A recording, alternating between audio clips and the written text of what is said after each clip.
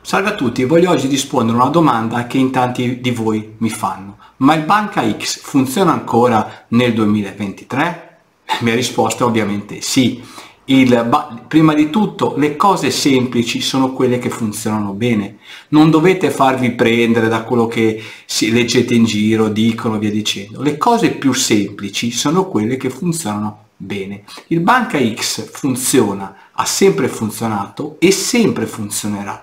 Quello che è importante, ovviamente, come tutte le cose, è la scelta delle partite giuste per poter entrare, perché se vi prendete tutte partite che finiscono 0-0 o finiscono 1-1, ovviamente il Banca X è una strategia che porta risultati pessimi. Dipende tutto dalla selezione delle partite, ma ovviamente, come vedete, adesso si tende a segnare molto, si tende a giocare di più rispetto a questi ultimi 2-3 anni. Le statistiche si sono riportate alla normalità, soprattutto in questi ultimi mesi, non so se avete visto.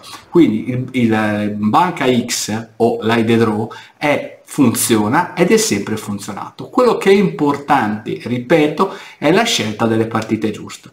Per questo vi suggerisco di andare a bancare i pareggi live dopo, a partire dal 62-65 minuto, quando le quote sono sotto a quota 2 e quindi avete un 50%, vi basta di prenderne sotto 2 un 50% di essere in guadagno.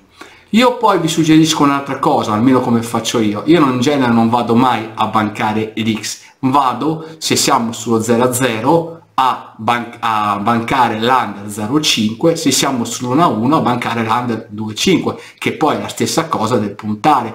Perché faccio questo? Perché tante volte può succedere, uno facendo anche altre attività, altre strategie, mi posso dimenticare quella partita e quindi a volte mi potrei anche dimenticare di fare il green up, perché quando segnano in genere si fa subito la copertura, il green up sui software. Quindi io faccio sempre la bancata dell'under 2,5, così alla fine, appena il gol viene segnato, io incasso subito il profitto e a volte può anche succedere che dopo 2 minuti, 1 minuto ti pareggiano e non è il tempo di uscire. Quindi io suggerisco, come strategia Banca X, di andare a fare bancare l'under 2,5 oppure di puntare l'over 2,5 come meglio preferite. È chiaro che le quote sono leggermente diverse però il fatto sono leggermente diverse, ma poi in sostanza sono le stesse. Perché è vero che il banca pareggio lo trovate a una quota più bassa, però dovete tener conto che dovete andare poi a fare green up e quindi a lasciare parte, tra virgolette, del profitto, quindi della bancata. Più o meno le quote sono le stesse, quindi andare sullo 0-0 a bancare il pareggio oppure andare a bancare l'under 0,5 più o meno è la stessa cosa. Avete dei vantaggi, secondo me, andare a bancare l'under, perché prima di tutto c'è molta liquidità e poi una volta che viene segnato il gol il profitto è quello. Quindi suggerisco di farlo sempre live, io lo faccio addirittura dopo il 70 e il 75esimo minuto, perché, come ripeto, le quote sono nettamente più basse, la responsabilità è più bassa e quindi andiamo a fare un profitto maggiore.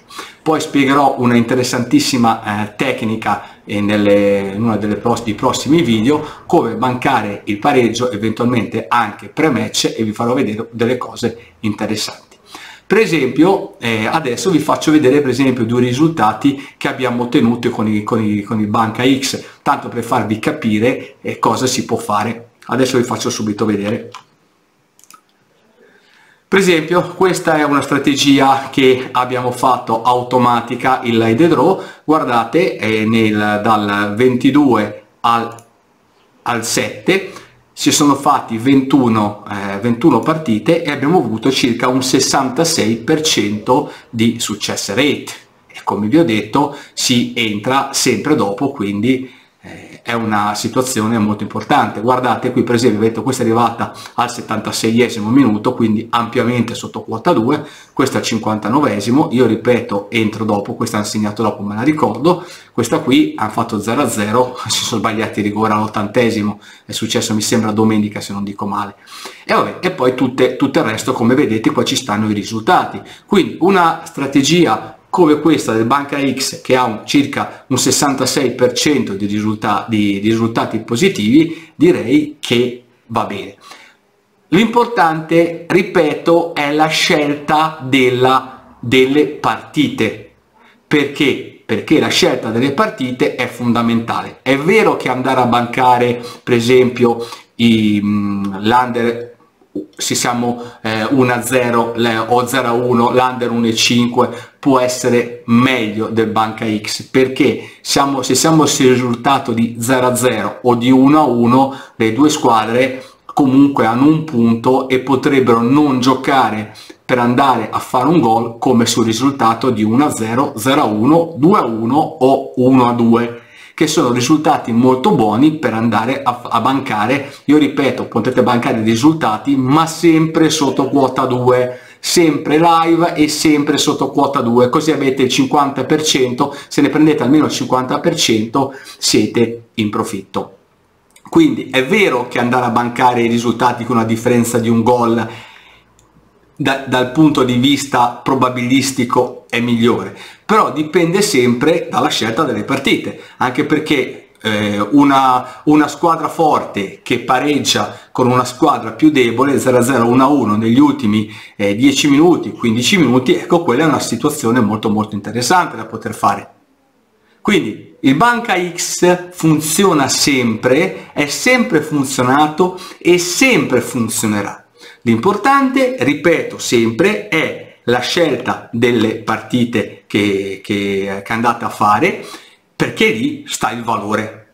Quote, mi raccomando, sotto 2, perché sotto quota 2 avete una responsabilità inferiore e ne dovete prendere, diciamo, più del 50, diciamo intorno al 50%, perché a quota 2 siete, se le fate tutte a quota 2 non guadagnate e non perdete, quindi tutto quello che viene sotto è meglio. Quindi fate, mi raccomando, a quote più basse, entrate live, e vi suggerisco per esempio di guardare il mio sito ScoreTrend, che vi fa vedere cosa sta succedendo durante la partita e vi dà la possibilità di fare delle bancate interessanti. Prima di tutto vi analizzate la partita pre-match, cercate delle situazioni pre-match interessanti per il banca pareggio, ve lo scrivete su un foglio e poi quando siete live potete andare a verificare cosa succede, e se è anche live è verificato la vostra analisi pre-match, allora potete entrare andando a bancare il pareggio, ripeto, sempre cercando il momento migliore, e lo vedete soprattutto anche da dove le squadre incominciano a segnare o subire di più. È uno strumento interessante per questo, è la Dynamic Line di ScoreTrend. Quindi vi lascio, mi raccomando, fate le cose più semplici, perché sono quelle che portano sempre profitto. Non dovete andare a cercare cose complesse, fantasmagoriche, perché non esiste una strategia che vi porta a un profitto sicuro al 100%. Quello che conta è sempre la gestione della partita, la gestione della strategia e sempre la gestione del vostro money management. Ciao a tutti da Gianluca Landi e al prossimo video.